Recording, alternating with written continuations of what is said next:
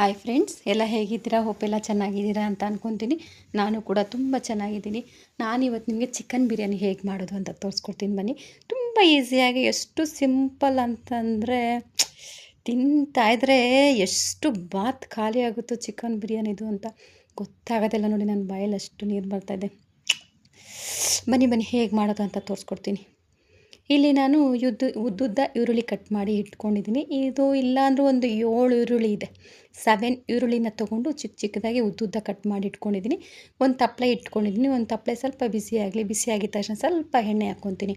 ಸ್ವಲ್ಪ ಎಣ್ಣೆ ಮುಂದೆ ಇದ್ರೇ ಚೆನ್ನಾಗಿರುತ್ತೆ ಇದಕ್ಕೆ, ಆಯಿತಾ?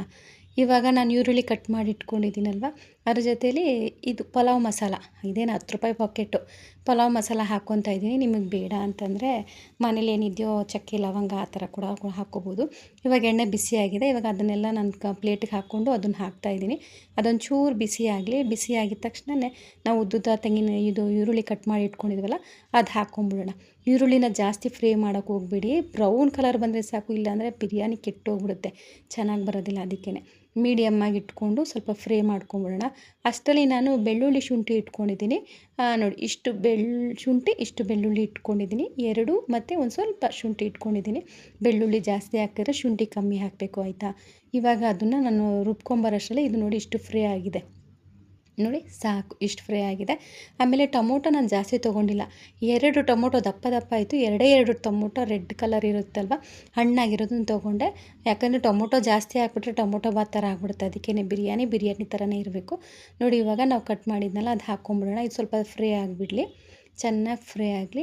ಆಮೇಲೆ ನಾನು ಅಷ್ಟರಲ್ಲಿ ಬೆಳ್ಳುಳ್ಳಿ ಶುಂಠಿ ಪೇಸ್ಟ್ ಮಾಡ್ಕೊಂಬಂದೆ ಅನ್ನಲ್ವ, ಅದು ಕೂಡ ಹಾಕ್ಕೊಂಬಿಡೋಣ. ನೋಡಿ, ಇಷ್ಟ ಆಗಿತ್ತು, ಗಟ್ಟಿಗೆ ನಾನು ರುಬ್ಕೊಂಡಿದ್ದೆ. ಅದು ಕೂಡ ನಾವು ಫ್ರೈ ಮಾಡಿಬಿಡೋಣ. ಆಮೇಲೆ ನಾನು ಇಲ್ಲಿ ಸ್ವಲ್ಪ ಪುದೀನ ಮತ್ತು ಮೆಂತ್ಯ ಸೊಪ್ಪು ತೊಗೊಂಡಿದ್ದೀನಿ. ನಿಮ್ಮ ಹತ್ರ ಇದ್ದರೆ ಹಾಕಿ, ಇಲ್ಲಾಂದರೆ ಸ್ಕಿಪ್ ಮಾಡಿ, ಆಯಿತಾ? ಅದೊಂದು ಸ್ವಲ್ಪ ಫ್ರೈ ಮಾಡೋಕ್ಕೆ ಹಾಕೋಣ. ಸ್ವಲ್ಪ ರುಬ್ಬಕ್ಕೆ ಕೂಡ ಹಾಕ್ತಾಯಿದ್ದೀನಿ, ಸ್ವಲ್ಪ ಫ್ರೈಗೂ ಕೂಡ ಹಾಕ್ತಾಯಿದ್ದೀನಿ. ಸ್ವಲ್ಪ ಟೇಸ್ಟ್ ಚೆನ್ನಾಗಿ ಬರಲಿ, ಸೂಪರಾಗಿ ಬರಲಿ ಅಂತ ಅಷ್ಟೇ. ಹೋಟ್ಲಿಗಿಂತ ನಾವು ಚೆನ್ನಾಗಿ ಮಾಡ್ಬೋದಲ್ವ, ಅದಕ್ಕೆ ಒಂಚೂರು ಜಾಸ್ತಿ ಹಾಕಿದ್ರೆ ಟೇಸ್ಟ್ ಚೆನ್ನಾಗಿ ಬರುತ್ತೆ. ಇವಾಗ ಇದೊಂದು ಸ್ವಲ್ಪ ಚೆನ್ನಾಗಿ ಫ್ರೈ ಮಾಡ್ಕೊಂಬಿಡೋಣ. ನಾವು ಬೆಳ್ಳುಳ್ಳಿ ಶುಂಠಿ ವಾಸನೆ ಹೋಗಬೇಕು, ಪುದೀನ ಸೊಪ್ಪು ವಾಸನೆ ಹೋಗಬೇಕು. ಇದು ರುಬ್ಬಕ್ಕೆ ನಾನು ಮೆಂತ್ಯ ಸೊಪ್ಪು, ಪುದೀನ, ಸ್ವಲ್ಪ ಕೊತ್ತಂಬರಿ ಸೊಪ್ಪು ಈ 3 ಹಾಕಿ ರುಬ್ಕೊಂಬಿಡೋಣ.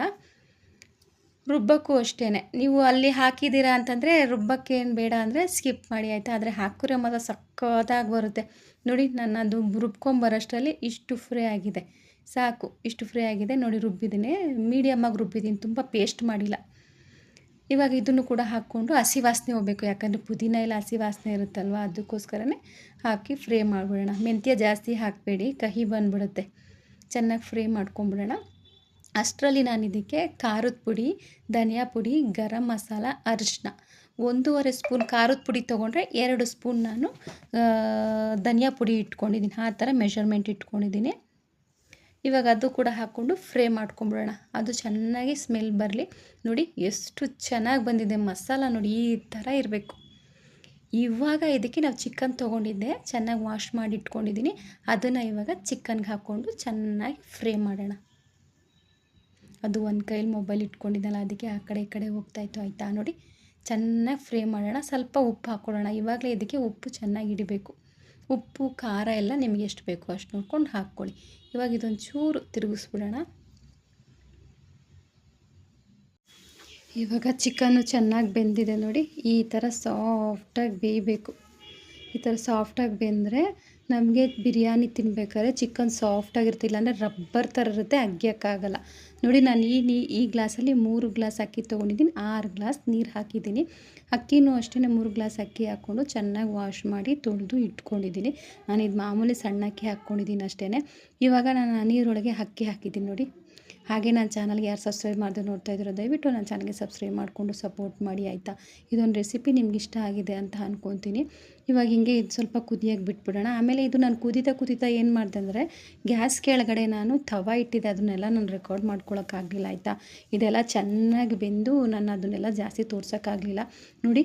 ಎಷ್ಟು ಚೆನ್ನಾಗಾಗಿತ್ತು ಅಂದರೆ, ಆಹಾ, ಅಮೃತ ಥರ ಆಗಿತ್ತು ಮಾತ್ರ. ಸೂಪರಾಗಿತ್ತು. ನೀವು ಒಂದ್ಸರಿ ಟ್ರೈ ಮಾಡಿ ನೋಡಿ, ತಿಂದು ನೋಡಿ, ಆಯಿತಾ? ನಿಮ್ಗೆ ಇಷ್ಟ ಆಗಿದೆ ಅಂದರೆ ಕಾಮೆಂಟ್ ಕೊಡಿ. ಆದಷ್ಟು ಶೇರ್ ಮಾಡಿ, ಆಯಿತಾ? ನೋಡಿ, ಬೆಣ್ಣೆ ಅಂದಂಗಿತ್ತು. ಅನ್ನ ಮಾತ್ರ ಆಹಾ,